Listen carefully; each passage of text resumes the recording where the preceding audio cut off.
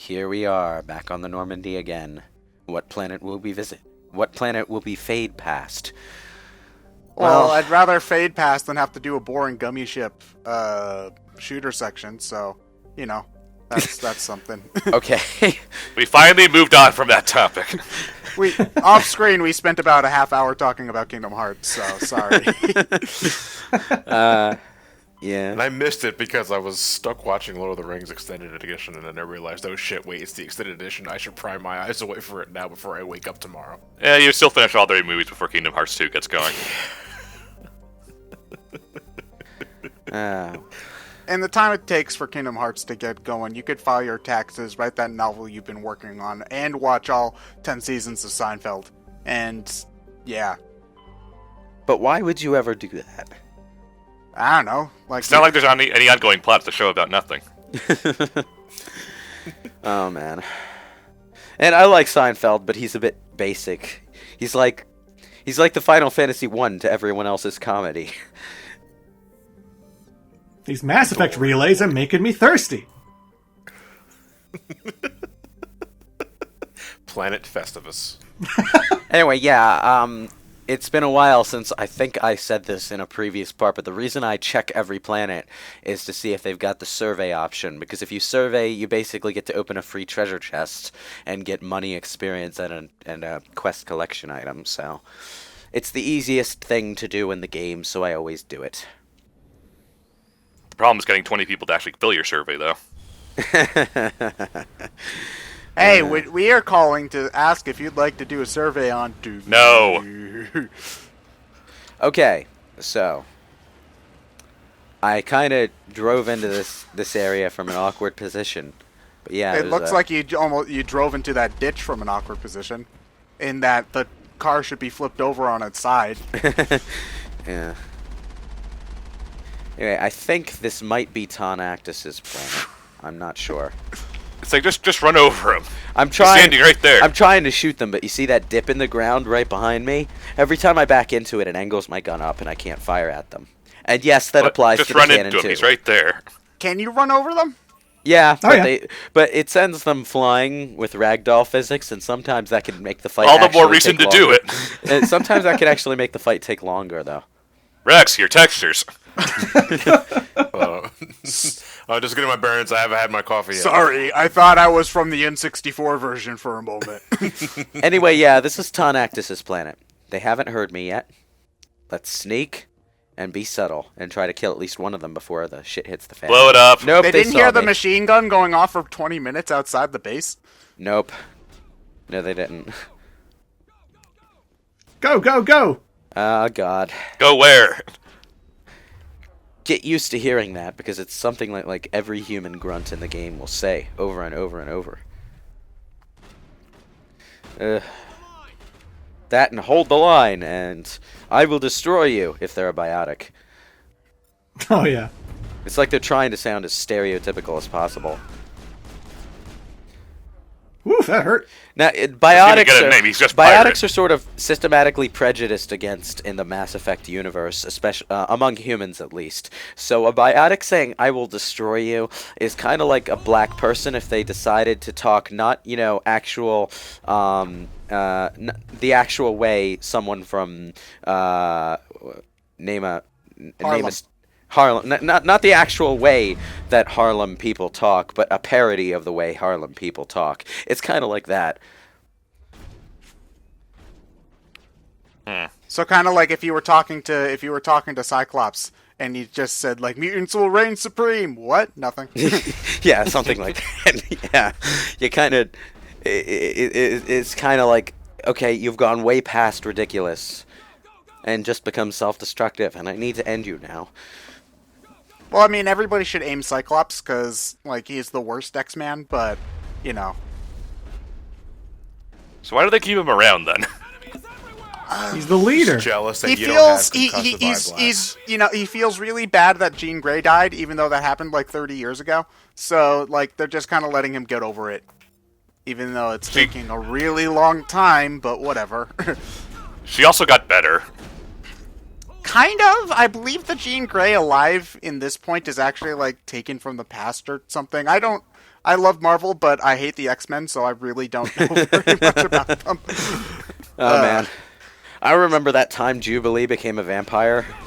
That was something. Comics are stupid.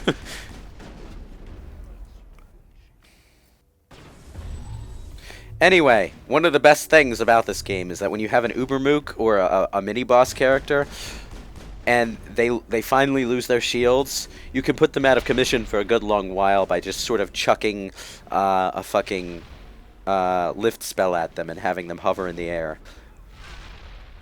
I like how you throw that thing at a wide arc, but it doesn't leave your hands until the animation finishes. Yeah. I like how you're man. trying to throw frisbees at these guys as if it's going to actually do something. They're exploding frisbees. Hey, it distracts them. What are they, dogs? No, the more flabbergasted than Ah, anything. God. Tonactus has that one ability that causes health to not only stop going down as fast, but also to regenerate while you're shooting it. It's normally a Krogan ability. You know, Ryan, I'm thinking about it. If they were actually dogs and you threw it, they probably would catch it and bring it back, and it would only explode when it got back to you. And you had enough time to comedically look at the screen like, oh, you... Looney Tune logic. Alright, basically. this is an ability I love. It's called Stasis. It was taken out of Mass Effect 2, but people liked it so much that they wound up putting it back in in one of the DLC downloads. So, basically what it does is it freezes one enemy in place and prevents them from taking any damage while they're frozen. And I think you can shoot them to end the freezing process early, and you have to shoot them multiple times for that to happen, so it's not something you can really do by accident. If an enemy is that close to the doorway, is it even cover at that point? One of the things about stasis that makes it so awesome, though, is that when it ends, the target of it just sort of falls onto the floor, flat on their ass, and they're prone for several seconds, so you can take that opportunity to shoot them full of holes. It's like they lose all their motor skills. Well, they got frozen in a gravity field for like 30 seconds, and then when it snaps off, they don't really know it's gonna happen. So What you need to do is freeze them and then just walk up to them and wait for it to end and then shoot Yeah. them when they hit the ground. it's not like they freeze in time. They are conscious. They're just suspended and conscious. So when it ends, their mind and body need to catch up to that fact, and they just sort of topple over. So, sometimes when you're using the super magic freeze time ability wheel, your allies are blocked. Like, I know that would happen if, like, they're dead. When that happens, it's because they're in the middle of doing something, Oh, okay. and they can't Alright. and it can't be canceled. Okay. Alright. Okay, because, like, I know that, like, if they're dead, you can't choose what they're doing, but sometimes, like, it would happen even if they're not dead, and I was just wondering what causes that. So, okay. Thank you. I froze time at like the perfect moment there because that guy just fired a freaking carnage at me. I was like, "Oh shit!" Sidestep. Oh man. If anyone is wondering why I seem to have such horrible aim in this game, though, it's only partly because I'm not good at shooters. Mass Effect 1 has this accuracy system, whereas you level up a weapon, your accuracy with that weapon goes from shit to less shit to actually good. Oh, so it's one of those... It's one of those strategy RPGs where you can be 2 feet from the enemy and still miss.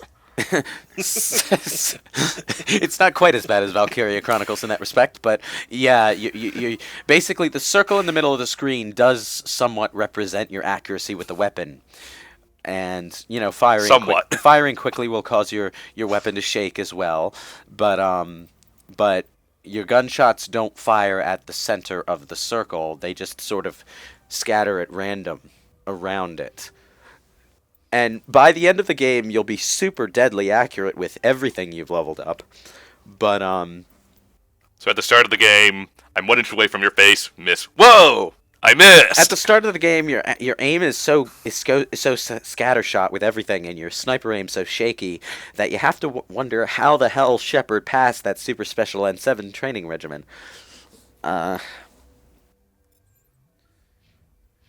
Okay. I think I've killed So you're saying she's the stormtrooper who actually passed. Yeah, she is. So maybe if she just took off the armor, like Finn from Star Wars, like he can shoot stuff, but that's only after he took off his stormtrooper armor and defected. So if Shepard just quit N7 or whatever the heck she's in, I don't remember the name of it. If she quit Spectre, she'd instantly become like 10 times better. That's how these things work. Oh man. She quit Spectre. It sounds like she belongs in the James Bond movie.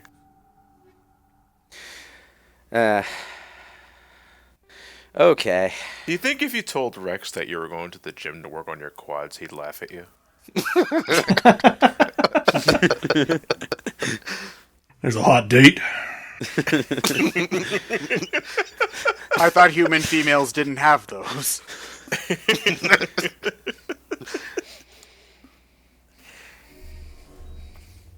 Actually, it's interesting because that turn of expression pops up a fair bit in Mass Effect 2.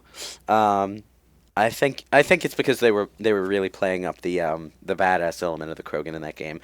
But no matter what your gender, at some point someone is going to tell you you got a quad human. Well, thank you. I've noticed 2 of them actually.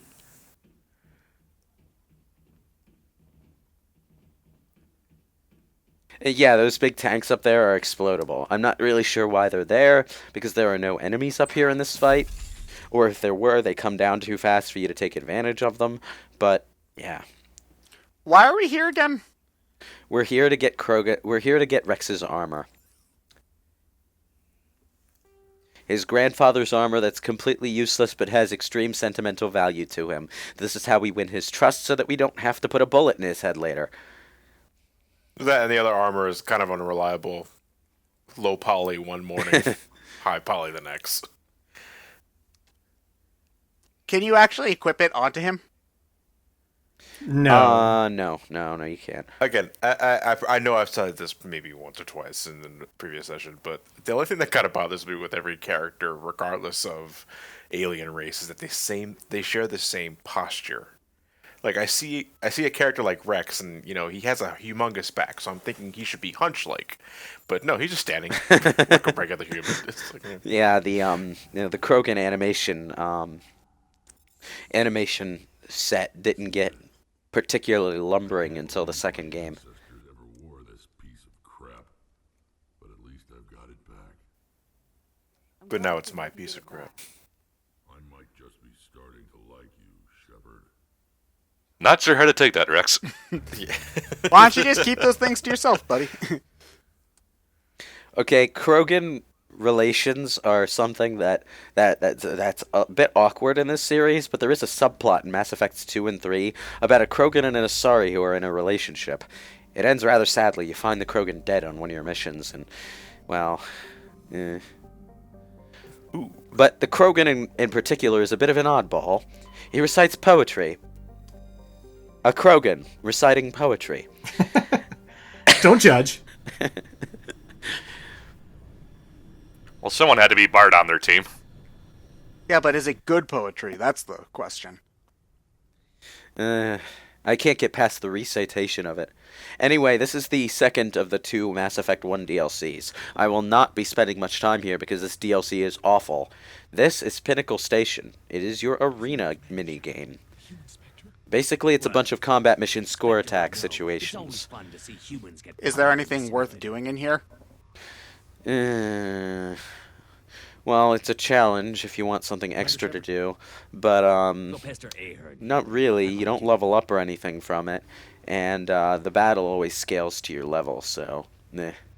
So, but like normally in this kind of thing, like you get a reward for beating each rank or whatever. Do you get anything like that here? There's a small storyline going, and you do get the retirement home that gives you free grenades whenever you want them, but it's all kind of eh. After each round, you'll see how you fared against your competitors. But the achievement points. The achievement points. How does the simulator work? Talk to Tex. Wait, so you there's an achievement for the DLC?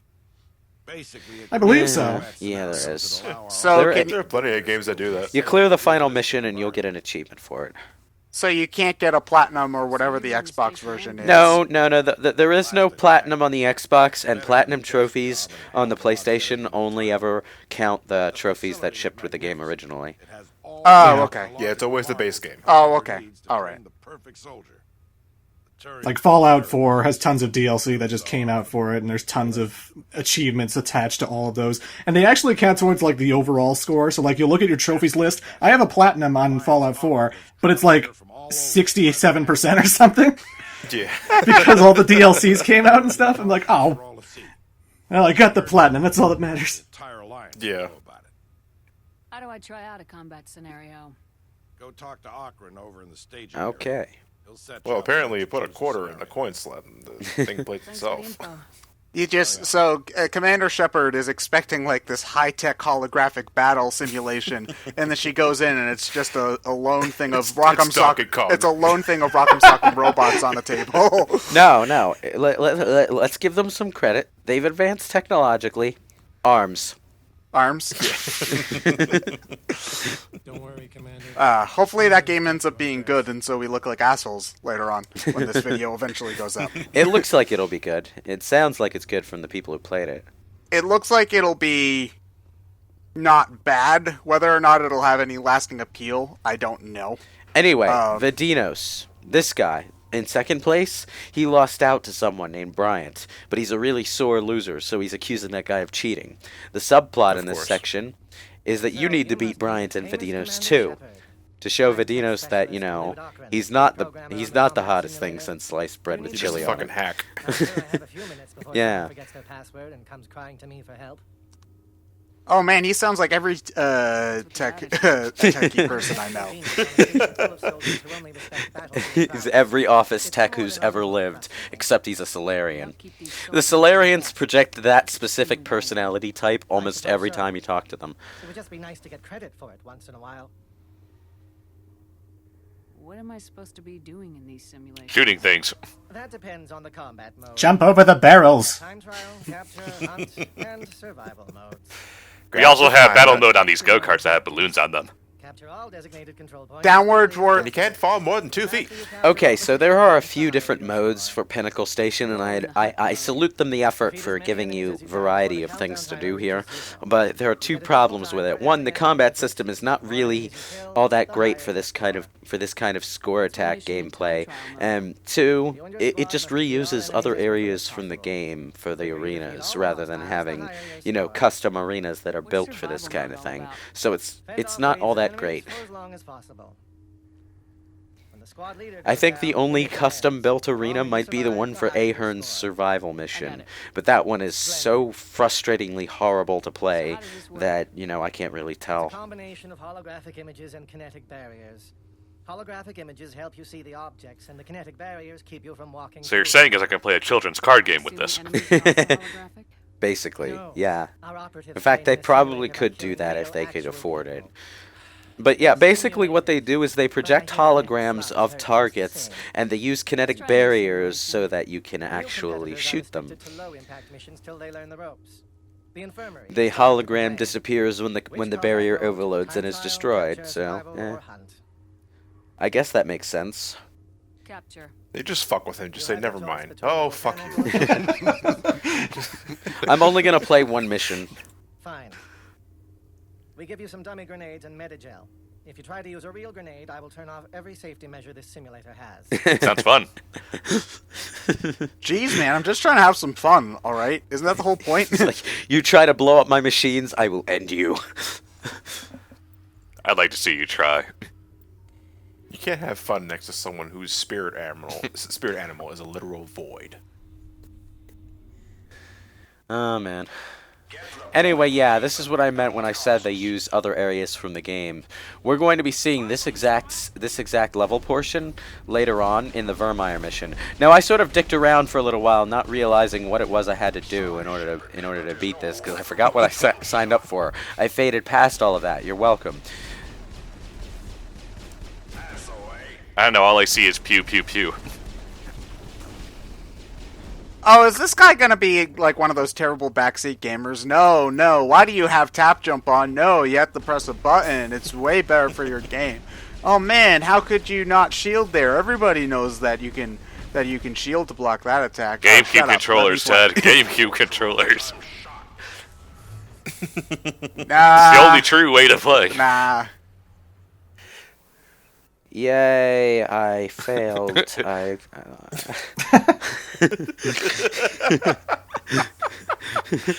okay. You get a participation trophy. And the council sees this and they revoke your Spectre status. We can't have you be a Spectre. Nope, you're done. You can't play Donkey Kong. Fuck this. Spectre, we need you, Shepard, before you can go out on the field again, we need you to get good. Anyway, that's enough of that. I think I've got one more mission that I want to do. Voyager Cluster, Yangtze, Amazon. Oh, man, no, actually, I was about to be excited, but screw those guys. If you're only going to have Switch Pro controllers up for 20 seconds, at least let me know beforehand. How do they manage to get 2-day shipping from a different planet? Faster than light travel? Now, here's the thing. Logistically, all of these jumps across the galaxy that I'm doing, especially the ones between systems where my ship is actually just flying from one planet to another rather than using a relay, those should take days and or weeks to complete. So this is actually a really long mission, just in terms of in-universe time passing. And don't we have other things that we need to be doing at the moment? Like... Well, right now, there is no real sense of urgency, because all you have are a couple of leads about where to go to find out more about Saren. You're free to pursue any other leads that you find along the way. The leads they give you at the start are just where the main plot missions happen. The only one that has a real sense of urgency to it before you get there is Pharos, because there's apparently been an attack and the colony has dropped out of contact. That's why I usually do Pharos first. Golden saucer time. But I decided to do Therum first for this playthrough because I wanted to recruit Liara early so she'd have time to do things, you know? That's the opposite side of the alliance from Like hacking.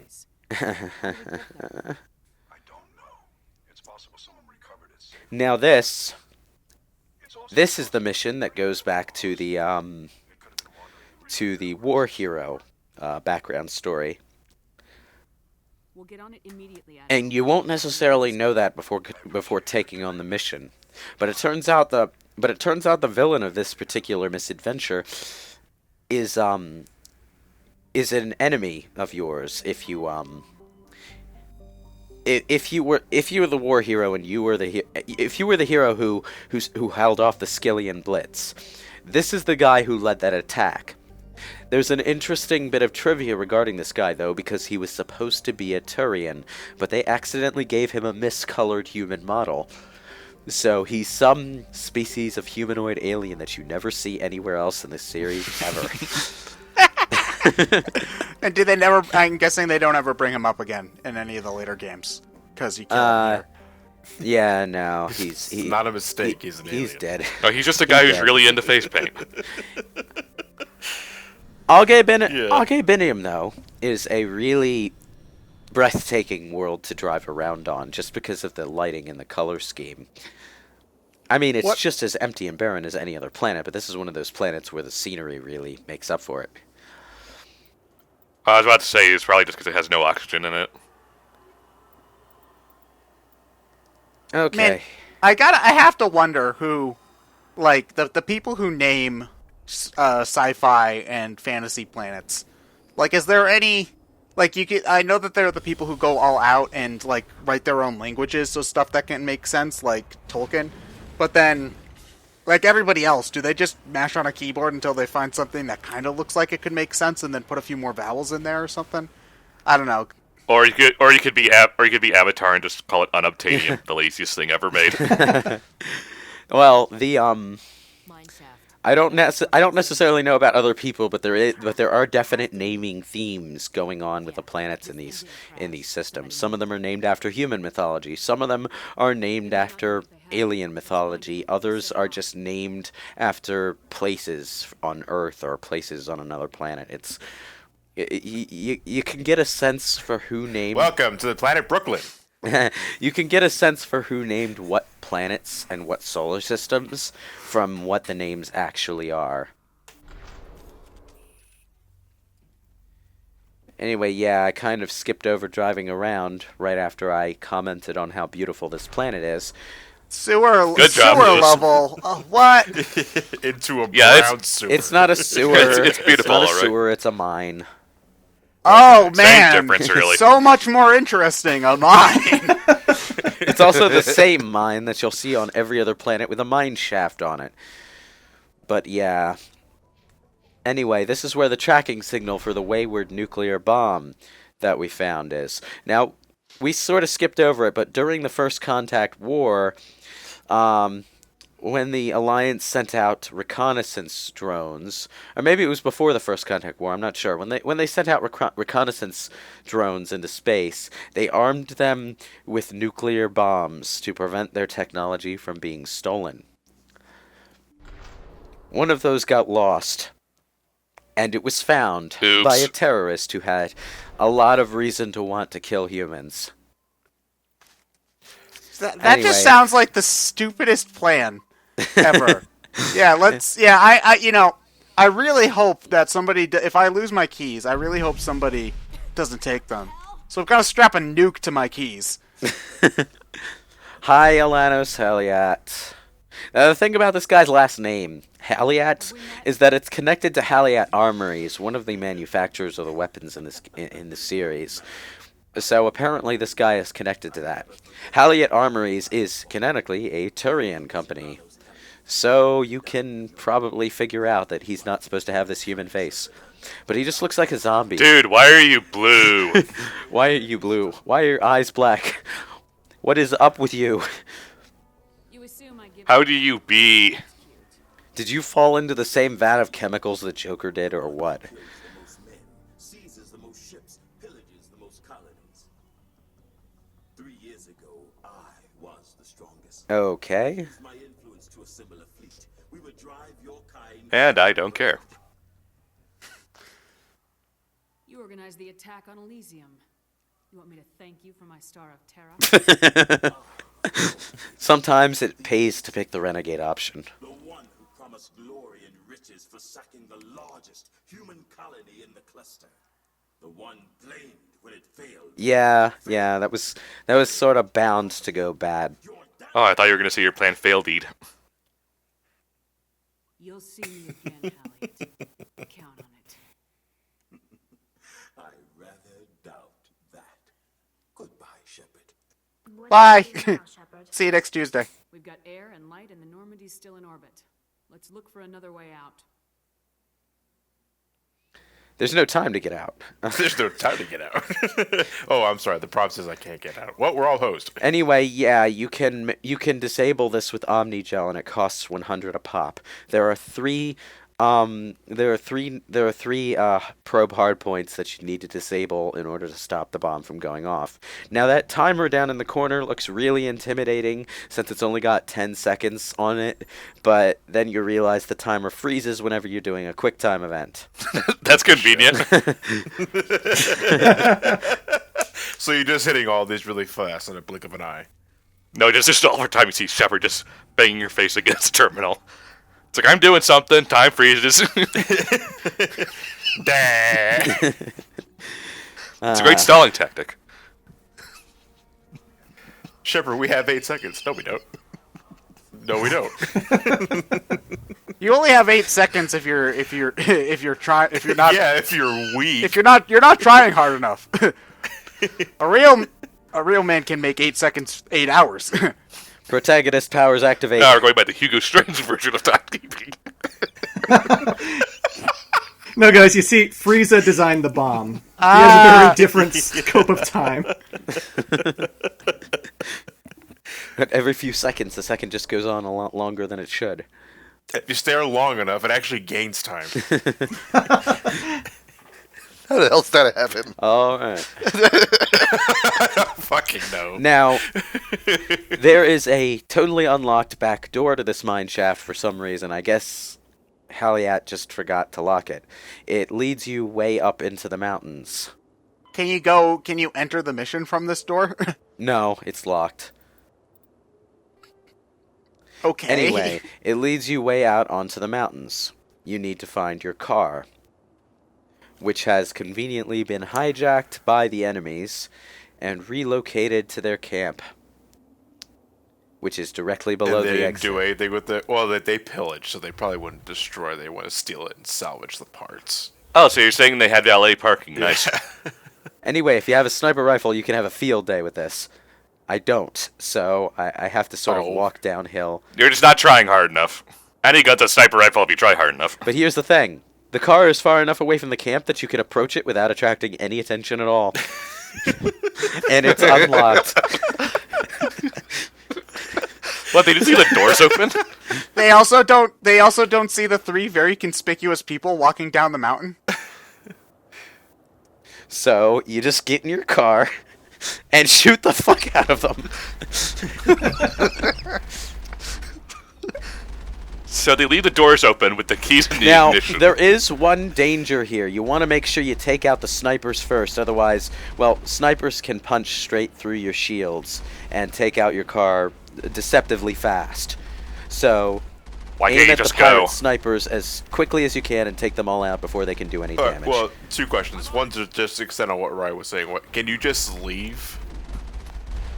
Well, you can, but you won't complete the quest until Halliet is dead. Okay, and that right there just answers my second question. Can you run them over? And fuck, yes, you can. And Yes. wow, what a Hi, distance. Halliet. How you doing? Oh, so you can't just run him over. You have to shoot him too. Oh, No, fucking run his ass So I guess over, there's- send him to orbit. a pity for it to end like this. Yeah, rather undignified. Yeah, there's no cutscene or anything. You just fucking... So basically, that's how Rocket League started. I'm starting to figure out why one person on their own could hold off the Skillian Blitz. This guy's a dumbass. He seems so confident, too. Yeah. Tell me how he died. He was unceremoniously punted by a moon buggy. And then shot several times for good measure.